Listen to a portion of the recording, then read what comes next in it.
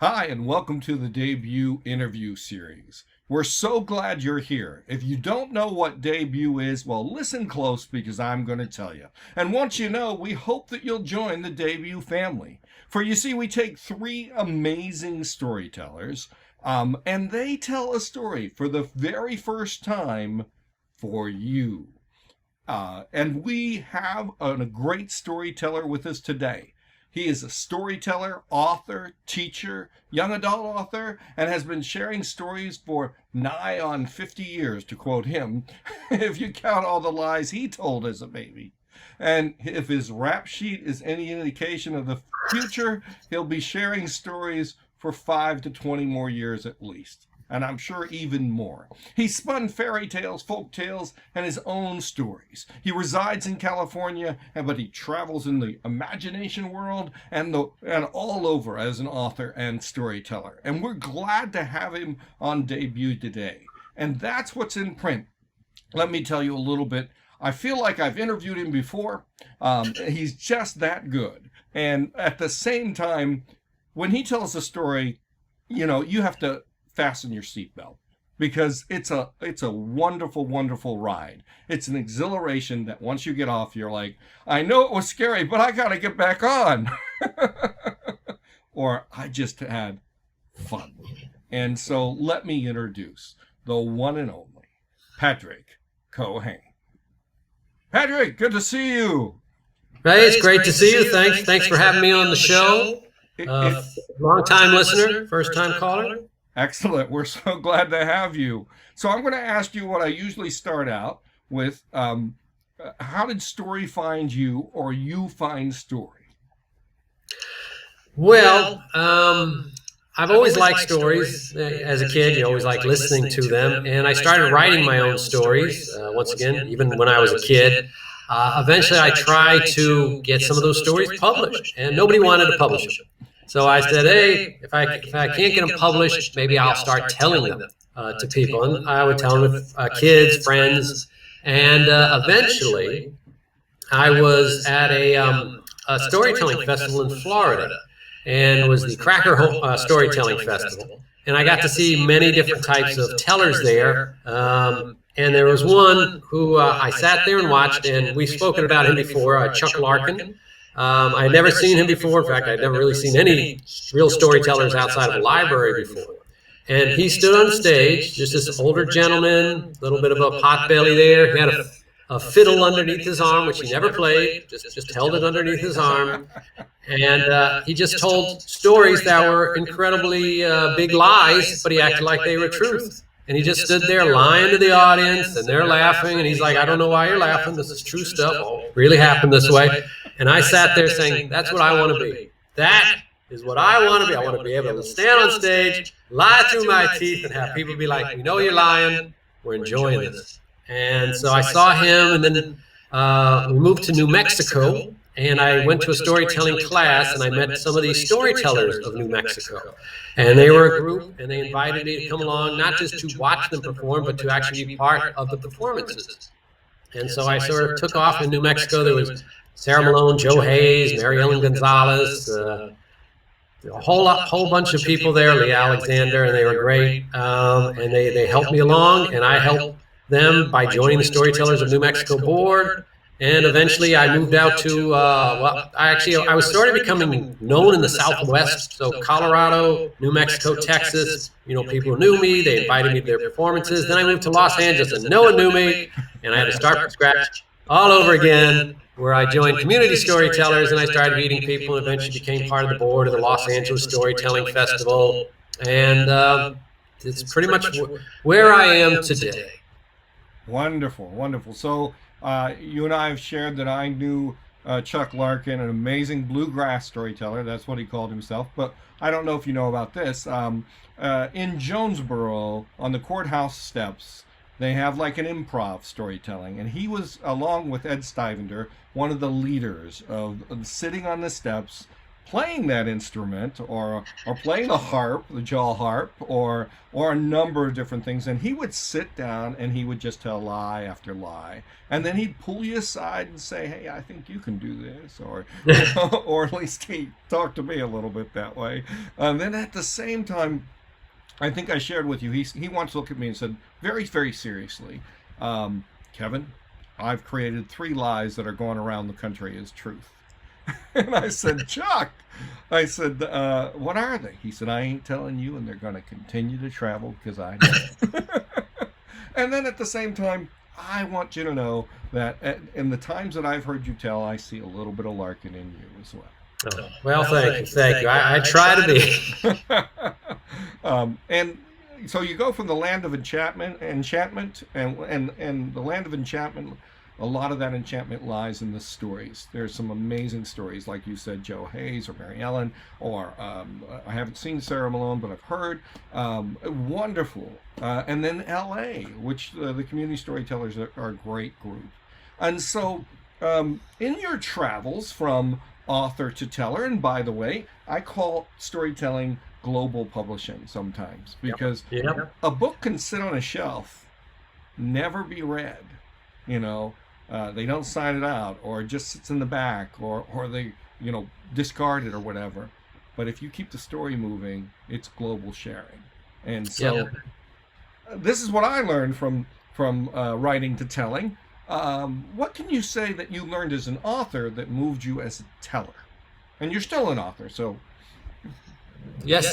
Well, I found different things. Well, one of the main things, and I think a lot of people will either find this out if they haven't realized it yet, is the written word on the page is nothing close to what you're actually going to say when you're telling a story.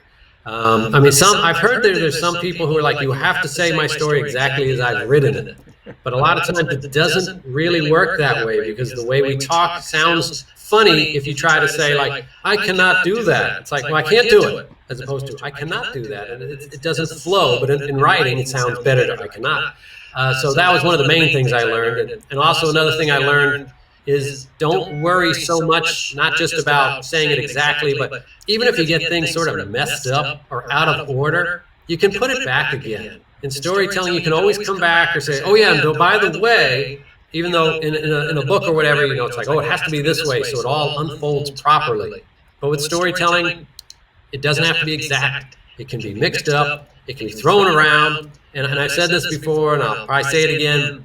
In story, if you have a book that people read and they don't like it, as you said, they put it down. They say, hey, don't bother reading it. If you're a storyteller and you mess up in front of the audience, they don't care. They're there to hear the story. They're hoping you make it. It's not like being a stand-up comedian where you got people in the audience ready to boo you as soon as you say your first joke. Even if you mess up, they want you to get to the end and they want to enjoy it. And I think it was Lynn Ford who said, yeah, you make there's a million mistakes, but make 1,000 friends, with storytelling. I love that. So those are some of the things I've learned. But pretty much anytime I do a story, I do have to write it down, even though I know I'm not going to tell it that way.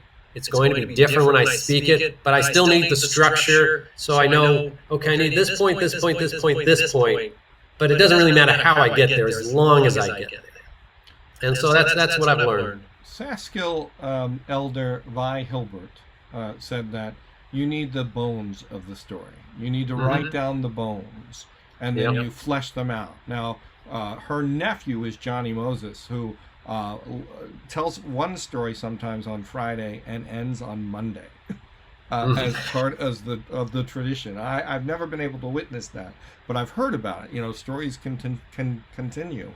But I agree with you that sometimes you need to put things in print, but sometimes we think that's the only way to move the story. And at the same time, some people have heard this before, I think you handcuff yourself to print if you don't play out in the world of where the story lives first. Exactly. And go ahead. I was going to say, if you write something in print and then you tell it, and then you go back like maybe a few months later and read it in print, like, oh, is that what I really wrote? It's nothing like what I'm saying out there. you got to let it live. You got to let it breathe. You got to play with it. And, you know, as a college professor, both of writing, of education, sometimes, or at least I've been, you know, what's carried is we artificialize what it means to write or even teach sometimes. We always say, oh, you must have a beginning, middle, and end. And storytellers say this all the time, even in the making process. Most writers that I know, they'll start in the middle, or they'll start with a coffee cup on a counter and spend an hour on that. How about you? I mean, why do we tell people that you have to have beginning, middle, and end before you ever work on the story itself? Yeah, pretty much. I don't think I ever have all of that when I first start. Sometimes I have what I want to get to at the end, and then I'm like, well, how do I get there?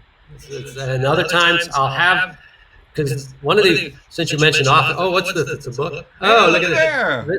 This book. Bring it in. We can't see the full cover. Come on, bring it in. Let me try to bring it in. There we go. There we go. Half Animal, Wild Child. You got to love that title.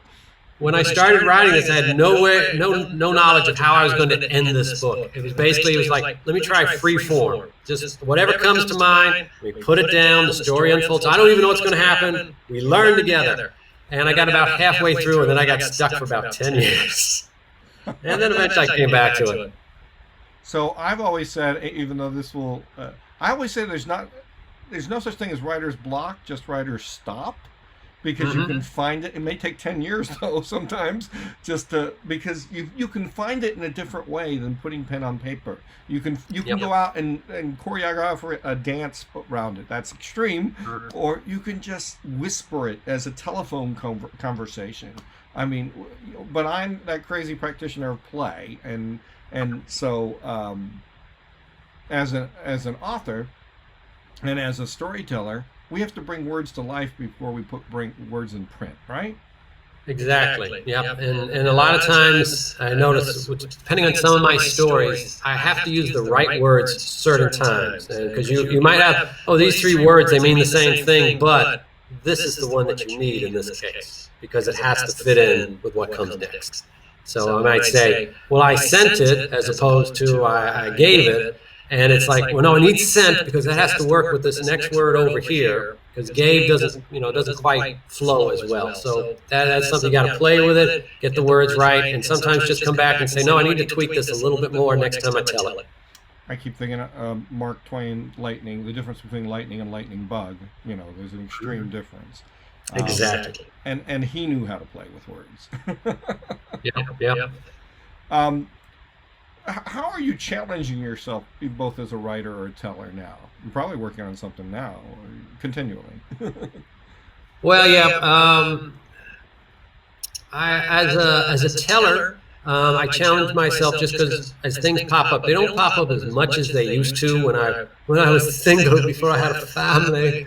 Now I have my normal day job, so I have to challenge myself to actually write or come up and as I said, this one here, the half animal, took me a while. And then, but this one, which came right after it, I challenged myself, we'll get this one done, the sequel to it, much faster. And this took about a year to get through the whole thing. But stories like that whole book in. I want to see the whole title. Not showing up properly. There we go. Arise, Red Hawk. There we go. But things like debut here, it gives me a reason to come up with a new story. The story I'm going to share at debut it's officially one that belongs to my father-in-law, something that they experienced a long time ago. And I listened to him tell it once, and I was like, that's a good story, but I could totally trash it and make it different.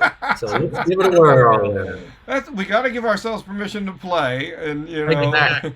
And who knows if he'll be in the audience, but we'll see what happens. They usually show up at these, so it gives me a chance to write something that you might say, oh, that's a good idea, and then forget about it. But it's like, no, actually, I get to do it this time. I have a reason. I can focus on it. I can put it together and go with it. So, Padraic, you put up 2 books, so I have to make this announcement.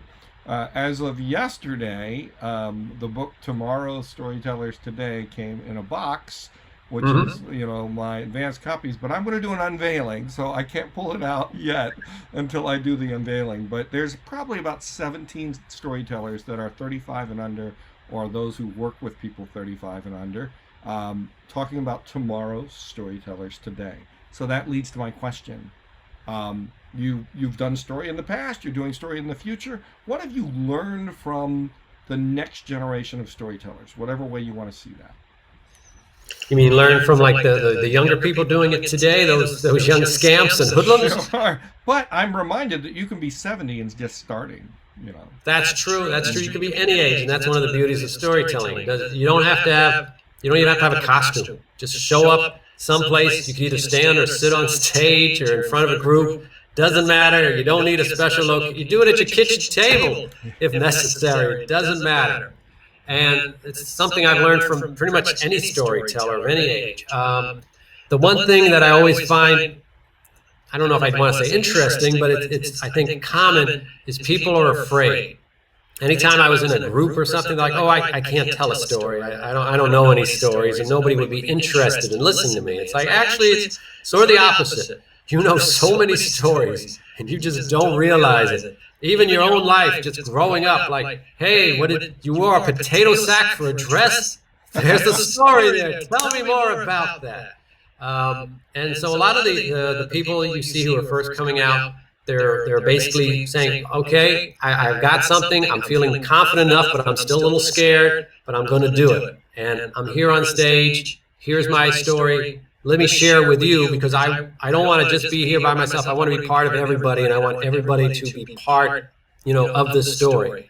And that's always, it's sort of great. It's wonderful to hear that and to be part of it and to listen to it. And I think also one of the most main things that I've learned, but this I learned years ago, is to stand still. Don't be moving all over the place. I mean, some people it's fine, but for me it was, don't walk here and walk. The first time I did a storytelling in Taos, New Mexico, it was like the first Taos Storytelling Festival. I was like, well, I'm not just going to stand on stage. And I walk down to the audience. I'm walking up and down and stuff. Later, I'm like, watching the video. I'm like, just stand still, man. Just stay in one place. And so I learned, yep, that's a reason why you just stay on stage. Because people don't necessarily have to see you. They need to hear you and join in. It took me years to realize that. I have Italian blood, so, I'm even moving with my hands right now. And the other thing about standing still, I mean, I think it's because our body wants us to see the story as well, so we're like, oh, we'll da-da-da-da-da-da. Yep. But every move that you make should be limited and significant. So exactly. If you're moving one way, it's a purpose. It's an intentional move. The same with silence. And it took me a long time. Theater has a place where it's moving, but the fourth wall, and Misty Mater says the fifth wall, kind of comes together, and we can see what's going on. Yep. Silence is very important at certain points. And you also said that, the book that I just mentioned, Amanda wrote an article that says, look, I'm of the younger generation, and stories are, everybody has asked for my story because Facebook was born at that time. MySpace was born at that time. They have actually had a platform for story that we didn't have. Not that, I know you're 28 and I'm 26, that's just the way it works, but, Wait a minute. Why are you younger? Hey. In story. The other thing I wanted to share is, and I find this fascinating, I actually just did for the West Virginia Storytelling Guild how our brain is wired for story, and I've spent a long time researching the science behind it. So I had my students in a human development and learning class take 12 different challenges for 2 days of seeing how they could respond in story, listen to story, follow a dog or a cat and see what their story is, but really immerse themselves. And I have been amazed. I've read 90 papers today, and those papers were intriguing. So let me ask you, do you find stories off the stage? I hear the cat. I do. There's a cat who's agreeing with you in the next room, trying to get into this room. But yes, I find most stories, I think, off the stage, as it were. Just in real life, I'll be sitting there listening to somebody or watching somebody, and that's where the story starts to form. And somebody might say something, and it's like, oh, wait a minute, that's an interesting idea. What if we took that idea and we went this way with it? or went that way with it. There was a time in my life, time in my wicked youth, I should say, that I focused a lot on what would be called wisdom tales, people interacting and thoughts and things like that. That's, oh, by the way, that would be kept here. Padraic, when you mentioned wisdom tales, what are you talking about? Well, wisdom tales. Oh, since you brought it up, I don't know how that came. Oh, what's this? Another book here. Stories of sagacity and wit. Collection of my wisdom tales. I love it. Wisdom tales would be stories that make you think. They try to sort of give you a lesson without beating you over the head with the lesson. Sometimes about just how we interact with each other. There's one in here that I wrote called, it was pretty much the first one I ever did, called The Peddler, which is how people meet and basically trade emotions through their lives, where the peddler goes around, he collects people's emotions and then trades them with other people. And it's just that. Wow, that sounds fascinating. It is, really, it is. But it was basically like sitting and listening to people or watching people. And that one, actually, I got an idea from the Taos, New Mexico storytelling first time I was there. It's just, that's off the stage. I don't have to be on the stage and like picking up things. Just all of life is one big story. You're just looking around and you can find different parts of it here or there. And something you just see seems ordinary to one person, but to you, it's like, hey, I think there's a story there. So one of the first people who kind of shepherded me within storytelling was Donna Kaczynski, and she's in Ohio, and she gave me a story called The Care Collector, which was about a peddler-type guy who collected cares in mason jars. And the guy who had authored it was Leo Remington, who was a Catholic clown. and it took me a year and a day, more than that, that's a euphemism, to get permission. But I was able to secure permission. And then I heard Diane Ferlat tell the story on a Sunday service. And it was just great to know that stories kind of continue. And hopefully this peddler story, with attribution to Padraic, would also continue. Because I own that book. You can tell it too. And that's the beauty of stories. It's not like, I'll do Hamlet, and you do Hamlet, and you do Hamlet. I mean, yeah. in a stage you can, but the as you've already pointed out, the park bench and the kitchen table are the Globe Theater of storytelling. Exactly. That's where a lot of people learned it. They heard the stories. Remember sitting around the kitchen when I was like a teenager, and my father and his brothers were basically telling a story and fighting over which way was the real way to tell the story.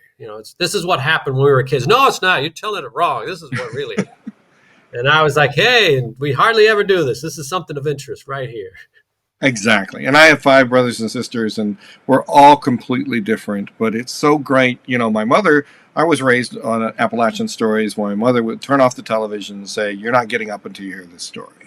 And when she was too busy raising us kids, we'd tell the stories that we'd heard the night before from her, Mm-hmm. And that's the beauty. It really is. And, stories is also the easiest travel ticket. No one's going to check your clearance card. And you get frequent flyer miles by collecting folktales and listening to people.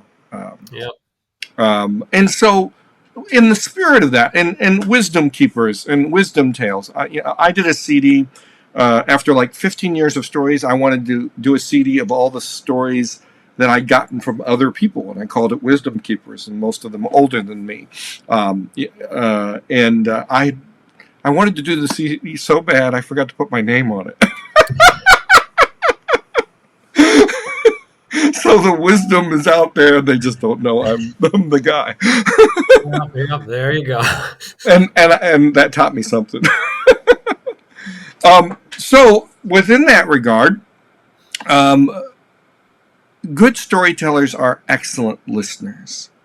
And so you've already mentioned Chuck Larkin. As you're listening to stories, they say once you're trained in theater, and I did summer stock theater, that you can never see a play the same way. Once you know the nuts and bolts of the movies, you can't watch the movies. And sometimes it's true with stories. What do you look for when you hear, whether it's a new or an advanced or a moth teller or a butterfly teller or a caterpillar?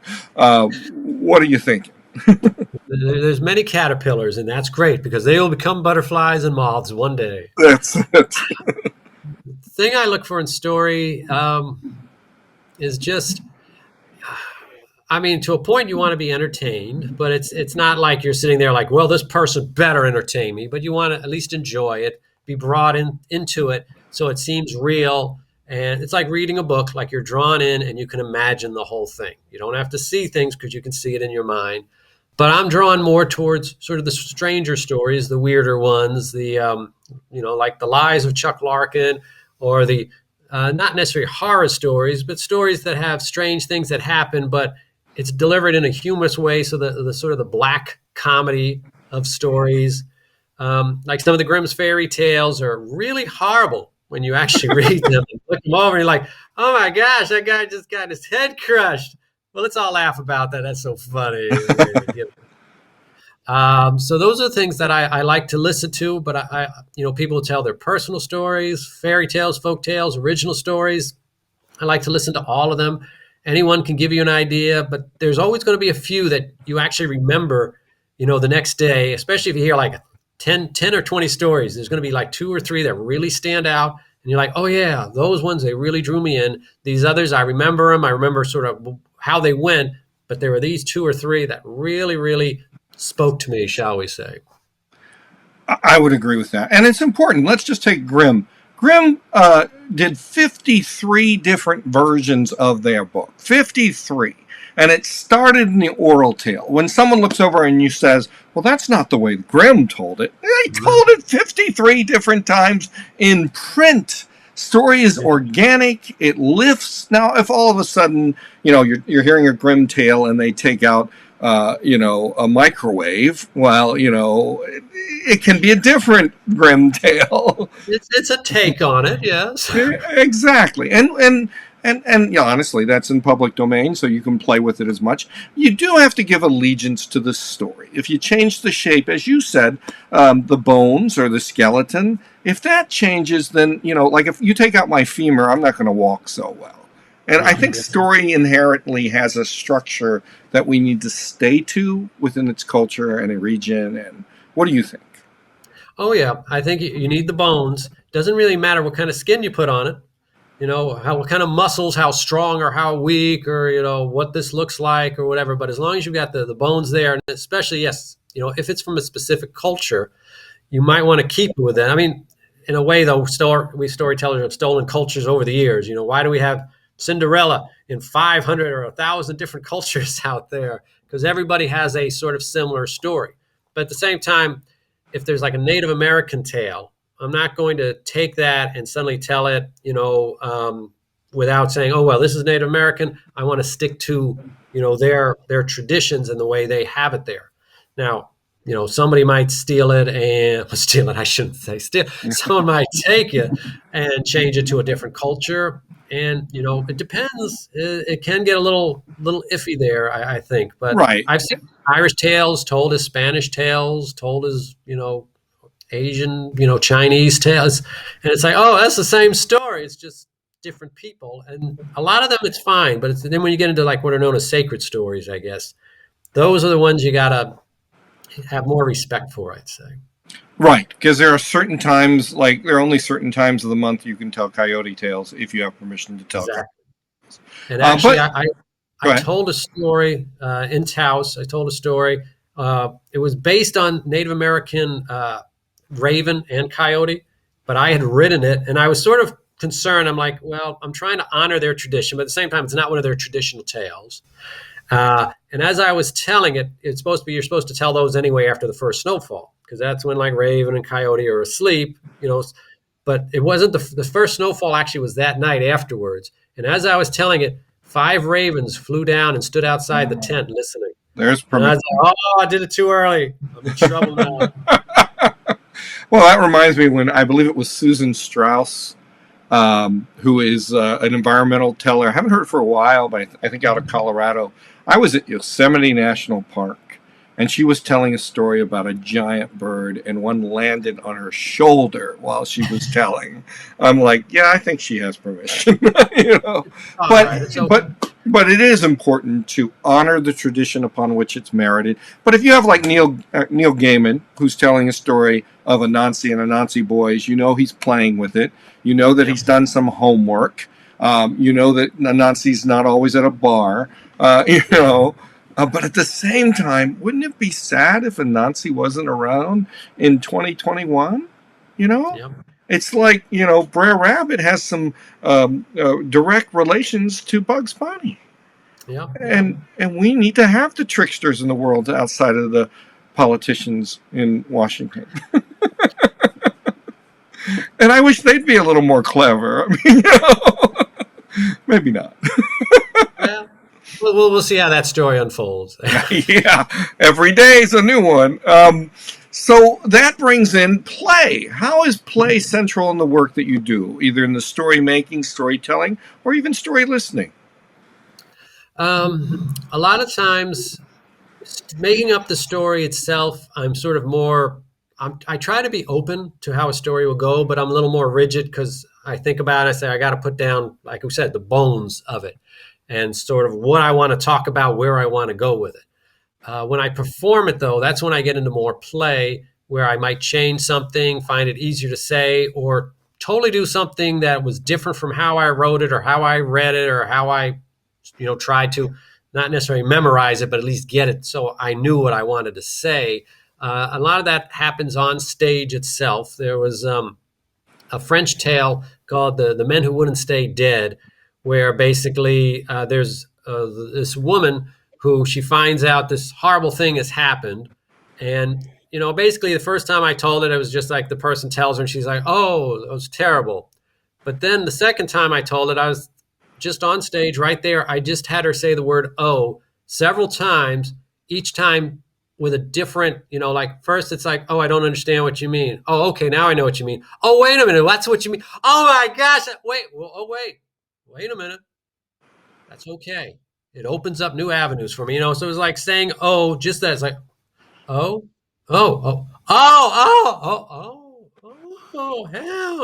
and it's just trying to play with just that one scene, going from different emotions, expressions, not even talking really, just saying the word oh, going through that. And also the one that you heard, Butterball, the Norwegian Great tale. story. I told that the first time, normal way, which is basically just, it's one of those tales where it's exactly the same thing 3 times in a row as you go through. But when I reread it before that performance, I was like, I got a lot of questions about this one. And I'm going to bring these questions up because that's what the audience is probably thinking too. So play is very important in the performance, or either during the performance or at least getting up to the performance. And if you haven't heard Butterball, you need to hear it. I mean, everybody's read that story that's like, why did you go left? And Patrick pulls it up front and says, why did you go left? And are you stupid? Or what did you do? It's so important. But you also said that it opens up new opportunities by going, oh, or aha.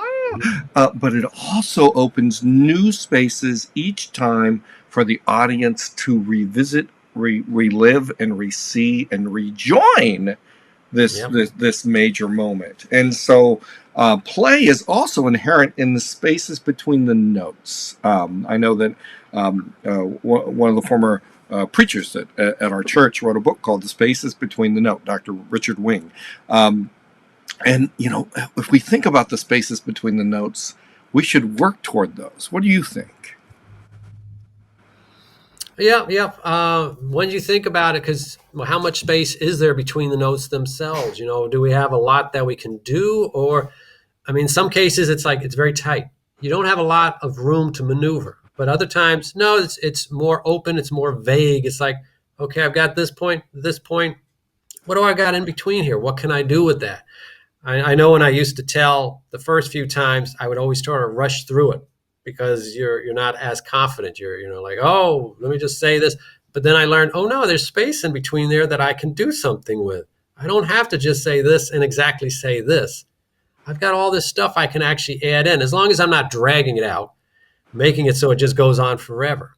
But you can play with that space in between, either facial expression, the tone of your voice, maybe just saying a word, or even just a look to the audience like, are these people serious? What is going on here? Something like that. I recently had the pleasure of hearing a friend and colleague again, which was Beth Horner, and she tells a lot within subtext. I was just thinking how important it is, that we don't, as Donald Davis says, don't tell every leaf of every tree. But, she tells about the bees that are hiding under the leaf by only talking about the tree. It's so, I mean, she's clever and has some wonderful spins. And I learned so much just by listening, whether it's through digital screen and so the whole idea. So what is your challenge in play? Like, how are you going to challenge yourself to not just this Sunday on Halloween, but just to play in your work? Well, the challenge I always find is, what can I say without going too far? Because, in some cases, people are like, yeah, you can never go too far. But actually, there are times that you take it too far, either because it's no longer funny. It is, it's just drawn out, and it just seems like you're just adding on things for no reason. Or maybe it is offensive.